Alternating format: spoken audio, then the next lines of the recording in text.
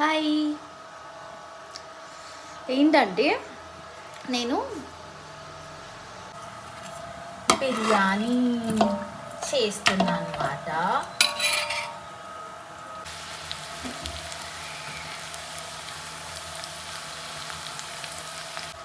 దీన్ని బిర్యానీ లీఫ్ అంటారు. యాక్చువల్గా దీన్ని ఏమంటారు అసలు తెలిస్తే కమెంట్ చేయండి. హలో, బయట వర్షాలు బాగున్నాయి. సో అందరూ మర్చిపోకుండా రెయిన్ కోట్స్, అంబ్రెల్లాస్ తీసుకోపోవడం మర్చిపోకండి, ఓకేనా? Getting ready.